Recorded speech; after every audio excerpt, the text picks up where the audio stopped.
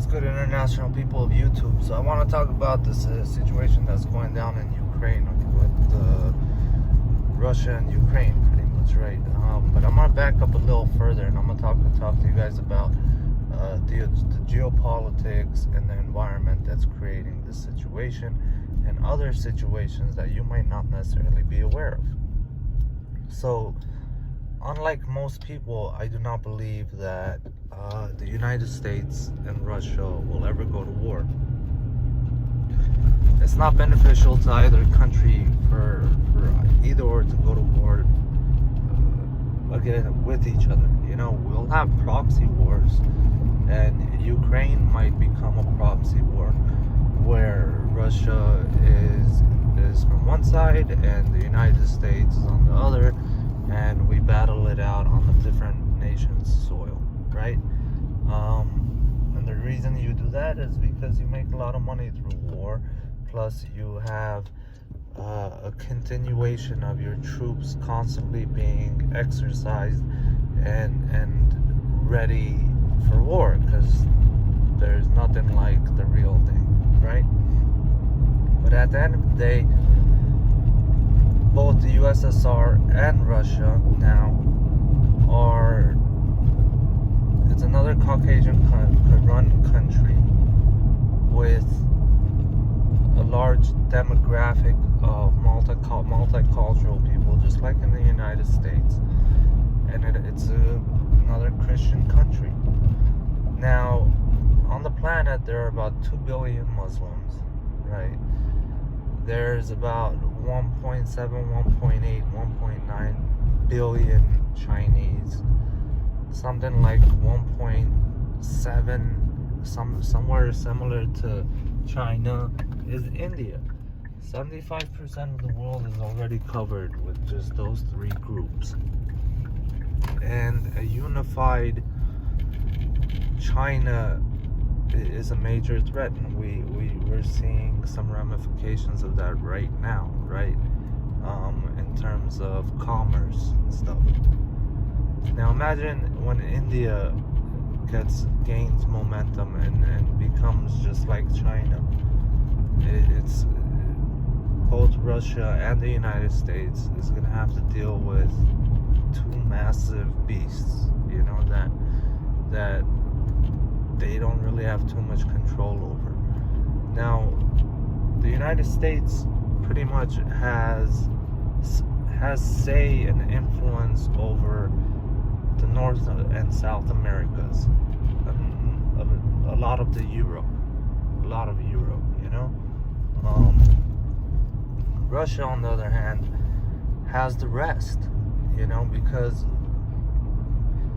neither the United States nor Russia by themselves can have that much influence around the world. So we, the US, we have North and South America, we have the Atlantic and Pacific Ocean, and then we stretch to Europe, and then it kind of fizzes out, you know, and Russia kind of takes over, and we'll have these proxy wars and show off weapons and fund one side while the other nation funds the other, and then, you know, we'll battle over inches of, like, oh, you know what, I'd like to control a little more on this side. No, I'd like to control a little more on this side, right? Like, you've all heard, like, in news and stuff, like, the United States is the world's police, and that's the role it wants to take. Well, it just doesn't have the sheer numbers in terms of population to be able to do so. Now, why would America go into a proxy war with Russia and Ukraine? Well, we're in the middle of a pandemic, and we have a population crisis on our hands. The population crisis isn't necessarily that there's too many people in the world. The problem is that there's 1.2 kids born for every couple. That means that there's a 40% loss of people in the workforce per generation, right? That's a major problem. That's a major problem.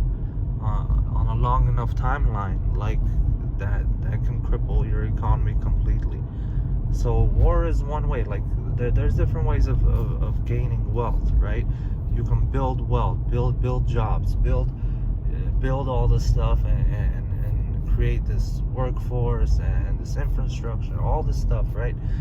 The second way is if you have crazy resources, right? You like some Middle Eastern countries, they, you know, black gold, fucking, they live off of oil, you know.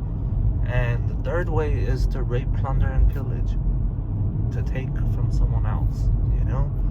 And the United States pulled itself out of the Great Depression by entering World War II, and ever since then the United States has been in non-stop war because it's seen the benefit of what it does to its economy. Yeah, it's kind of like the American imperialism in a way, you know, without, yeah, I get it. Anyways, yeah, it's kind of like that, but would the United States and Russia go to war with each other? No, I don't believe it. Not even, I don't buy the bullshit for an inkling, man. World War I, World War II, we were on the same side. Cold War, we were in competition. We were in like a 50, 60-year competition. You know, we were building the same weapons, building the same planes, building the same fucking everything. ICBMs, nukes, subs, like anything you can name, we were doing it together. Space race, everything, we were doing it together. These two countries are so alike. It's as if behind closed doors they're making decisions together. So they're obviously behind closed doors making decisions together. You know what I'm saying? So don't buy that bullshit, man. Like, I'm not gonna be one of those people hiding under a table thinking the Reds are gonna fucking drop nukes on United States cities. Like, get the fuck out of here with that bullshit. You know what I'm saying? So that's my opinion on the Ukraine matter. I hope that doesn't happen, and I'm gonna say something kind of fucked up and racist a little bit.